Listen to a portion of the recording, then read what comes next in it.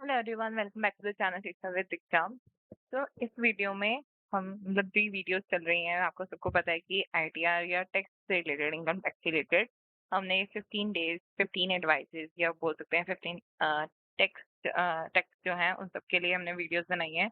इसमें हम अभी बहुत अच्छे टॉपिक जो हैं कि what are the slab change, what should be choose either old regimes या न्यू रिजाइम, या क्या डिडक्शंस होनी चाहिए, क्या किस तरीके से हम आईटीआर वन फाइल कर सकते हैं, क्या क्या टेक्निक्स होती हैं, सब चीजें अभी हम काफी हम डिस्कस कर चुके हैं and many more to come. ठीक है, तो अब यहाँ पर जो हमारा पहला ये टॉपिक है that is salary slip decode. आप बोलोगे दीक्षा पागल हो गए हो क्या कि सैलरी स्लिप को डिकोड क्या कर रहे हो? यहाँ पे सैलरी स्लिप तो सीधी सीधी सी बनी होती है, हम समझ जाते हैं, कर लेते हैं।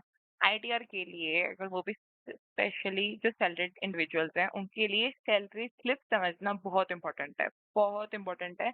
क्यों? उससे भी आप काफी डिडक्शंस, मैं बोलूंगी काफी अपना टैक्स बचा सकते हैं, और बहुत सारे टेक्निक्स होते हैं जिससे आप अपने आप को बचा सकते हैं। अगर कोई नोटिस वगैरह या एविडेंसेस, बहुत सारे रीजंस के लिए आपके लिए एक तरीके से ये सेफ गार्ड की तरीके से प्रूव होता है।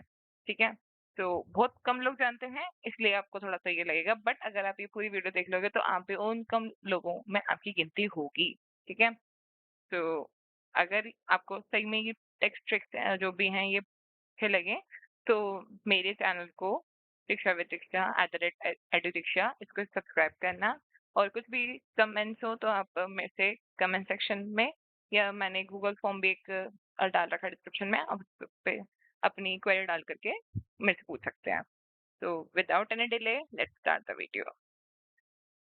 इस वीडियो में जितनी भी चीजें मैं आपको बता रही हूँ it is for the education purpose. मैं आपको चाहती हूँ कि आप सबको पता रहे कि आपके जो भी पैसे हैं उसका किस तरीके से आपको मैनेज करना है, so that you can manage your pocket effectively. ठीक है, तो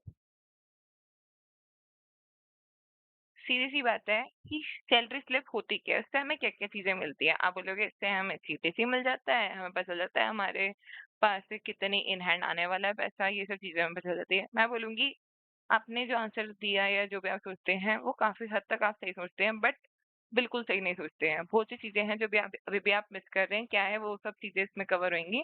it is more than the just salary info. इसमें आपको बहुत सी चीजें मिलती हैं। क्या क्या चीजें मिलती हैं? आप अपना आईटीआर ढंग से फाइल कर सकते हैं। ठीक है, आप बोलोगे आईटीआर जो है तो वो तो तुमने बताया था कि फॉर्म 16 यूज कर लो, उससे भी चीजें मिल जाएंगी। मैंने बिल्कुल बताया था फॉर्म 16 से आपको पता चल जाएगा कितना कितने आपने थ्रू आउट द ईयर आपने सैलरी जो है वो जनरेट करी है उस फाइनेंशियल ईयर में, और कितना उसका डिडक्शन जो है आपका एम्प्लॉयर ऑलरेडी गवर्नमेंट को दे चुका है। ये सब चीजें आपको फॉर्म 16 से मिलती है, पर बहुत सी चीजें हैं जिसके लिए आपको सैलरी स्लिप भी देखनी पड़ेगी। ठीक है, तो फॉर्म 16 उसका अलग एक पोजीशन है, एक उसकी अलग इंपॉर्टेंस है, और सैलरी स्लिप की एक अलग इंपॉर्टेंस है। ठीक है, तो सैलरी स्लिप को हमें देखना होता है, ऑब्जर्व करना होता है, वो क्या क्या चीजें हैं वो सब चीजें इसमें हम बताऊंगी। ठीक है, to claim all the deduction, ठीक है, अवॉइड टैक्स नोटिसेस। वही बात है, अगर आपके पास एक कोई नोटिस आ जाता है, भगवान ना करे अगर कुछ मतलब नोटिस आ जाता है, वैसे नोटिस से घबराना नहीं चाहिए, बट स्टिल बहुत से लोग घबराते हैं। तो अगर नोटिस आ जाते हैं तो उसके ऊपर आप किस तरीके से उस पर रिवर्ट कर सकते हो और कैसे अपने आप को बचा सकते हो, तो यही सैलरी स्लिप्स और फॉर्म 16 ही होते हैं जो आपको एक तरीके से कहते हैं आपके लिए पैराशूट होते हैं जो आपको बचा सकते हैं।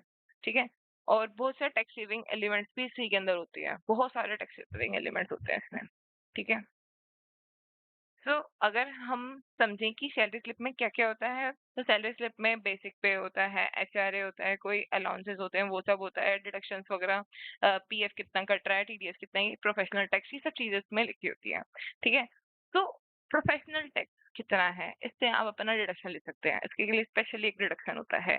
टीडीएस आपका जितना कट चुका है, तो अगर आप वो वाली देख सकेंगे अपने उससे सैलरी स्लिप से, अगर आपको मिल जाती है, ठीक है, तो आपको पता चल जाएगा कितना रिडक्शन, इतना टैक्स तो आपको ऑलरेडी पे हो चुका है। जैसे हमने लास्ट वीडियो में दिखाया था कि ऑलरेडी टैक्स पे हो चुका है, तो आपको फिर से पे करने की जरूरत नहीं है, और आप वहाँ पर अपना पोर्टल में अगर ढंग से शो नहीं भी हो रहा तो आप वहाँ पे एडिट कर सकते हैं। ठीक है, और पीएफ भी आपको पता चल जाएगा कि पीएफ कितना जा रहा है, जिसकी वजह से आप 80C में डिडक्शन ले सकते हैं। तो ये सब चीजें हमें इम्पोर्टेंट तरीके से कौन चीज प्रोवाइड करती है, सैलरी स्लिप हमें बताती है। ठीक है, सैलरी स्लिप्स में अगर आप देखेंगे तो उसमें क्या-क्या कंपोनेंट्स होते हैं जो कि बहुत इंपॉर्टेंट होते हैं at the time of saving your tax. HRA, LTA और स्पेशल लॉ, ठीक है? एचआरए जो होता है ये पार्शियली टैक्सेबल होता है, ठीक है? एचआरए के लिए आपको एक तरीके से मैं बोलूँगी आप क्लेम ले सकते हैं सेक्शन 1013 ए के। अगर आपका कोई एचआरए है, कुछ रेंडमेंट बनता है तो उसके बेसिस पे यहाँ पे अपना क्लेम कर सकते हैं, ठीक है? बट ये पार्शियली होता है, इसमें परसेंटेजेस होते हैं वो सब चीज़ें मैं आगे कवर करूँगी क्योंकि that is kind of a hot topic, everybody is concerned about it, तो मैं इसको कवर करूँगी। और एलटीए, एलटीए क्या होता है हमारा, जो भी हमारा ट्रैवल अलाउंसेस होते हैं वो हमारा एलटीएस होते हैं। तो ये भी हमें एग्जेम्पशंस मिलती है और इनकी एग्जेम्पशंस लिमिट क्या होती है कि 4 साल में अगर आपने 2 साल आपने कोई ट्रैवल किया है या अगर आपकी फैमिली ने जिसमें including of your spouse plus the 2 children, अगर 2 चिल्ड्रन अगर ये बंदे हैं, ठीक है, और आपने कोई ट्रैवल किया तो आपका जो भी रिम्बर्समेंट हो जाता है वो आपका ट्रैवल अलाउंस में होता है और ये भी आपका एग्जेम्प्ट होता है टैक्स पॉइंट ऑफ व्यू से, ठीक है? और जो भी हमारे स्पेशल अलाउंसेस होते हैं वो सारे के सारे हमारे टैक्सेबल होते हैं, ठीक है? बट इसको आप रिस्ट्रक्चर कर सकते हैं, वो सब चीज़ें मैं आपको बताऊँगी। बस मैं आपको थोड़ा-सा एक पहले ओवरव्यू बताती जा रही हूँ कि आपको पता रहे कितनी इम्पोर्टेंट है ये सब चीज़ें समझनी, ठीक है? डिडक्शन सेक्शन जो होती है एक तरीके से आपके लिए टैक्स सेविंग सेक्शन होता है, ठीक है? कि आप टैक्स सेव उसी से कर सकते हो अगर आपने उसको ढंग से एक तरह से रिव्यू कर लिया, उसका बैलेंस रखा है तो, जो कि हम समझ भी चुके हैं। प्रोविडेंट फंड को अगर आप देख लेते हैं सैलरी सेक्शन सैलरी स्लिप से आप एक बारी मैच आउट कर लेते हैं, तो आप उसको एज़ 80C के अंडर 1.5 लाख तक का अपना कहते हैं जो भी टैक्स है या मैं बोलूँ जितनी भी टैक्सेबल इनकम है वो आप अपने से रिड्यूस कर सकते हैं, इस तरह से डिडक्शन आपको मिल सकती है।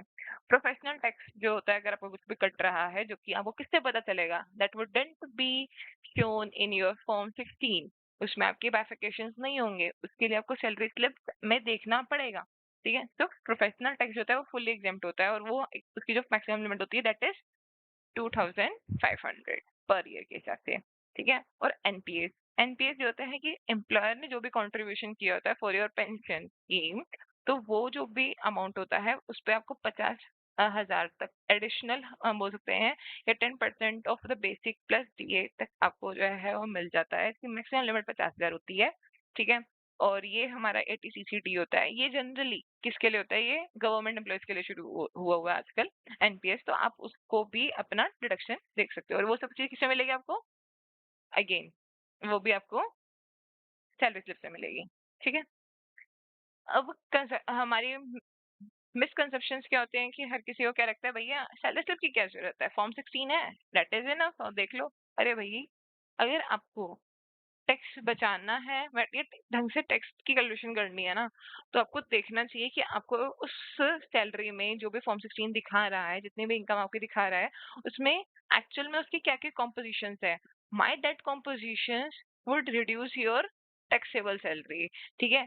तो ये सब चीज़ें हमें उसमें पता चलती हैं, क्योंकि फॉर्म 16 तो सिर्फ ये दिखाता है कि आपने कितनी इनकम जनरेट करी, कोई आपको ये नहीं बताता कि किस-किस कंपोनेंट से, किस-किस कंपोनेंट के लिए आपको कितनी-कितनी इनकम मिली। बट हर कंपोनेंट का टैक्स आईटीआर में और टैक्स में अलग-अलग उसकी रूल्स रेगुलेशंस हैं कैलकुलेशंस के लिए, तो वो सब चीज़ें भी आपको जानने की ज़रूरत है, ठीक है? एचआरए इज़ फुल्ली एग्ज़ेम्प्ट, ये मान के चलते हैं और जितना भी एचआरए होता है लोग तो सोचते हैं भैया चलो जी इतना तो हमें टैक्स मिल जाएगा और फिर जब अगर नोटिस आ जाए तो वो आप वहाँ पे प्रूफ नहीं कर पाते और आपको फिर पेनल्टी देनी पड़ती है या कहते हैं रिवाइज़ रिटर्न करनी पड़ती है। सो उस चीज़ को अवॉइड करने के लिए आप यहाँ पे क्या कर सकते हैं कि एचआरए का एग्जेम्पशन मिलता है, मिनिमम ऑफ दीज ऑल 3, इन तीनों का जो भी मिनिमम होगा वो आपको एचआरए से एग्जेम्पशन मिलती है, ठीक है? जो भी आपको एक्चुअल एचआरए रिसीव्ड हुआ है, ठीक है, एम्प्लॉयर ने आपको जितना भी एचआरए दिया है वो, ठीक है, 15% ऑफ 50% ऑफ बेसिक सैलरी अगर मेट्रो सिटी है और 40% ऑफ नॉन मेट्रो सिटी, ठीक है, क्योंकि मेट्रो सिटी के खर्चे ज्यादा होते हैं तो इसलिए वो 50% है और नॉन मेट्रो सिटी में जो लाइवलीहुड होती है वो थोड़ी सी सस्ती होती है, so it is 40%, ठीक है? और रेंट पेड जो है यहाँ पे 10% ऑफ द बेसिक सैलरी या जो भी आपने रेंट पेड दिया है उसका कहते हैं अगर वो 10% ऑफ द बेसिक सैलरी है, तो इन तीनों में से जो सा भी लोअर होता है, मैं बोलूंगी मिनिमम होता है, वही आपको एग्जेम्पशन मिलती है, ठीक है? अब उसके बाद तो तीसरी मिसकंसेप्शन क्या होती है भैया, सीधा ये पूछ लिया जाता है हाँ भाई आपका सीटीसी कितना है, ठीक है? आप अभी आप ना टैक्स देख रहे भरने के लिए देख रहे हो। आपका यहाँ पे ये नहीं है कि आप कितना कंपनी को कॉस्ट करते हो। कंपनी के कॉस्ट में तो आपकी ये सब कुछ चीज़ें आ जाएँगी। पीएफ आ जाएगा और भी मैं बोलूँ प्रोफेशनल टैक्स वगैरह, प्रोफेशनल फीस वगैरह और भी बथेरी चीज़ें आ जाएँगी, एलटीए वगैरह, वो तो सारे खर्चे उठा के दे देगा। ठीक है? बट बहुत सी चीज़ें हैं जिसमें आपकी जो है जेन्युइन थिंग्स होती हैं, नेसेसिटीज थिंग्स होती हैं, उसके लिए गवर्नमेंट ने आपको रिबेट दे रखी है। तो आपको रिबेट क्लेम करने के लिए देखना पड़ेगा कि क्या-क्या रूल्स हैं और आपकी सैलरी में वो कितना किस तरीके से प्रेजेंट हुए हुए हैं। ठीक है? So CTC is not equal to the take home salary. वो टेक होम सैलरी नहीं होती है, वो आपको पता ही है, क्योंकि वो टेक होम सैलरी वही होती है जो आफ्टर डिडक्शन हमें मिलती है। और take home salary is not equal to taxable salary, और जितनी हमें मिल रही है जरूरी नहीं है कि इसी में टैक्स लगेगा। ठीक है? तो ये सब चीजें तो पहले समझ लो इस चीज को। टैक्स एक्चुअल में कैलकुलेट होता किस किस के ऊपर है? बेसिक पे, डीए, पर्क्स और अलाउंसेस। उसमें भी अगर कोई एग्जेम्पशंस आपके कोई पर्टिकुलर है, कोई एजुकेशन बेसिस पे आपको कोई अलाउंस मिल रहा है, तो उस पर भी एग्जेम्पशंस होती हैं। ठीक है? तो उस एग्जेम्पशंस को हटाने के बाद जो भी आपकी इनकम बचती है, या मैं बोलूंगी वो आपकी कंसिडर होती है एज टैक्सेबल सैलरी।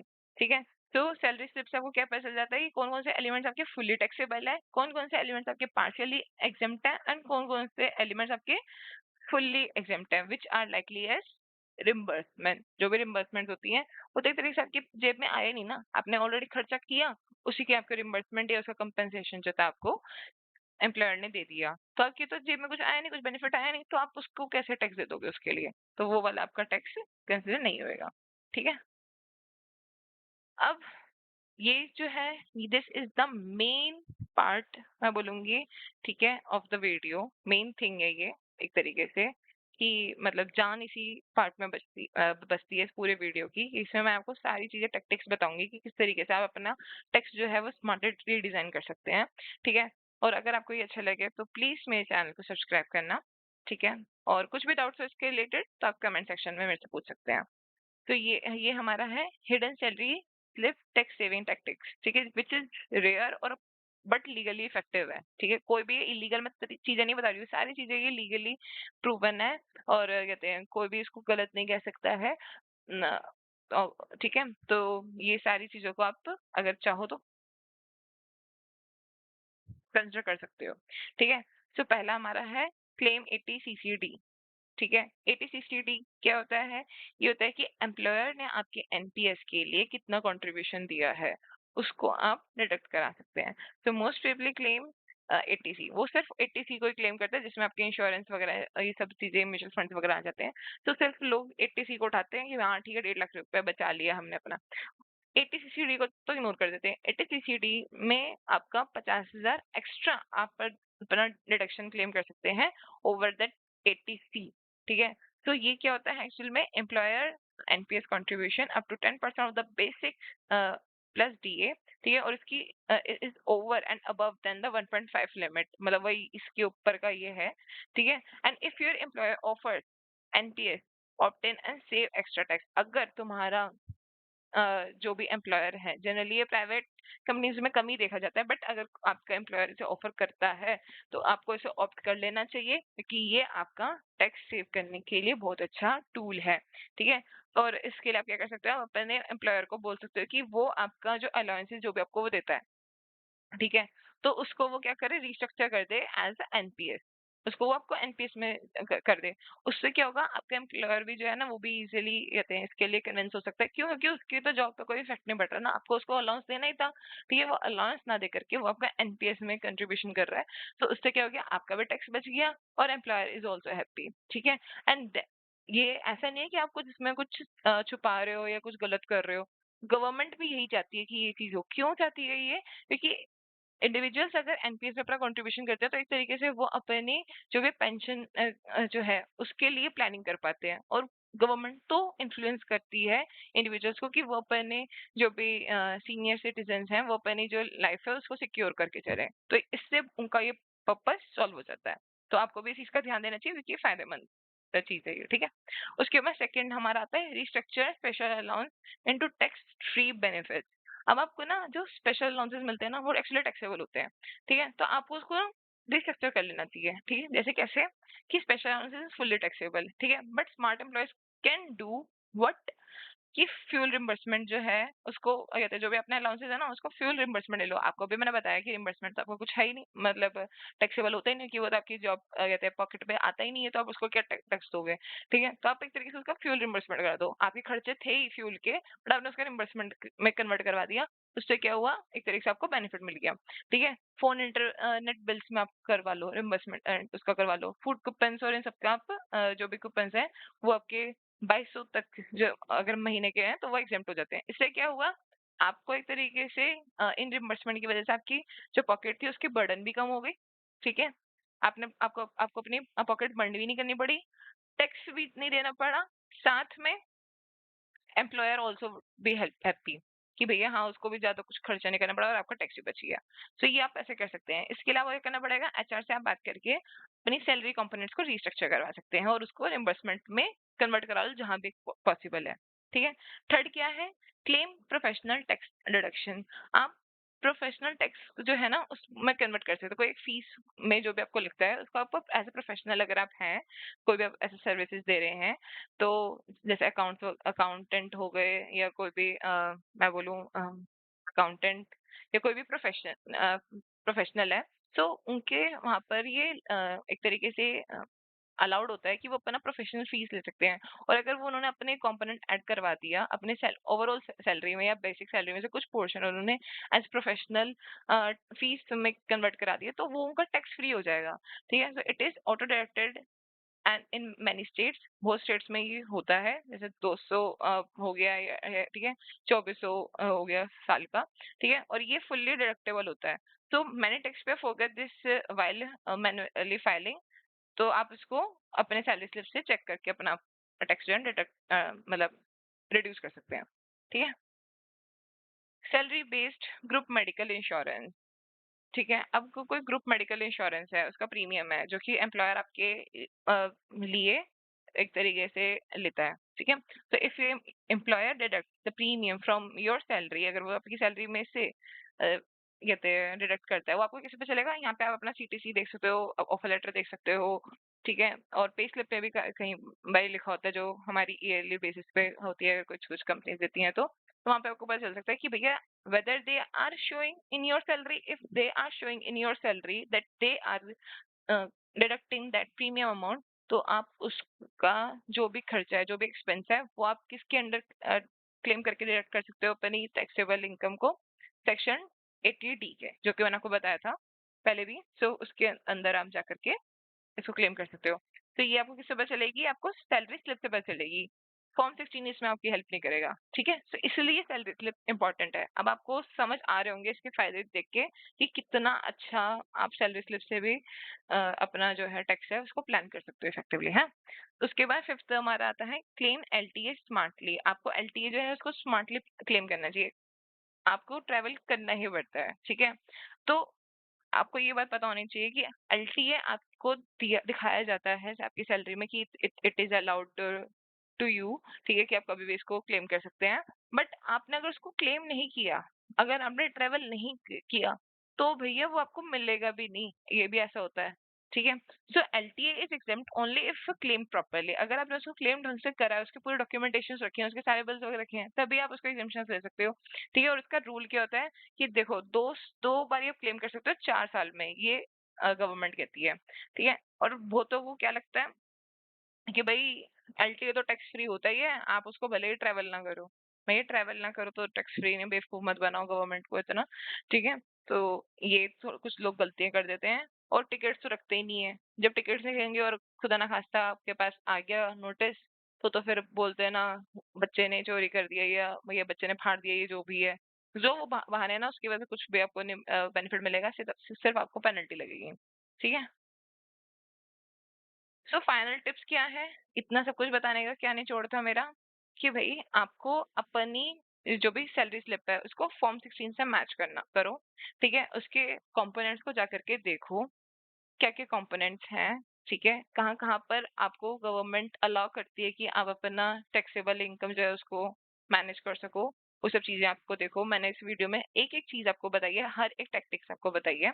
ठीक है, use salary slip to find the tax saving potential, जो कि आप अगर एक बार ओवरव्यू करोगे अपने सैलरी स्लिप का, देखोगे कि क्या क्या चीजें हैं उसमें, तो आप अपना टैक्स अच्छे से जो है बचा सकते हैं। ठीक है, file idea confidently while using real numbers, और इससे आपको रियल नंबर्स मिलेंगे, ऐसे ही हवा में तीर नहीं मारोगे आप, एक्चुअल में रियल नंबर्स वहां पे एक तरीके से फेच करोगे। ठीक है, और अगर आपको ये सारे चीजें जो थी, जो मैंने आपको बताई, बेनिफिट बेनिफिशियल लगी हो, तो प्लीज मेरे चैनल को सब्सक्राइब कर दीजिए। ठीक है, और इसी के साथ बहुत सारी टैक्स सेविंग टिप्स जो है मैं इस यूट्यूब चैनल में लाती रहूंगी। ठीक है, और अगर कोई भी डाउट है तो आप कमेंट सेक्शन में, या जो मैंने दे रखा है गूगल फॉर्म, उस पर जाकर के देख सकते हैं। ठीक है, तो ये जो it is look like this, कि आपको यहाँ पे नेम भरना है, ईमेल आईडी और phone number, PAN number, date of birth, Aadhaar number, ठीक है? इसकी सिर्फ 4 डिजिट जो लास्ट की है वो, ठीक है? टाइप ऑफ द इनकम, क्योंकि हर एक टाइप जो है इनकम की, उस वेरी करती है कि कौन-सा आपको आईटीआर फॉर्म फिल करना है, ठीक है? अगर आपके फॉर्म 16 है तो उसको बताना, ठीक है? क्या मतलब बेसिक से क्वेश्चंस हैं कुछ, और ये आप कर दोगे तो I will be helping you out for same. ठीक है? So thanks for watching this video.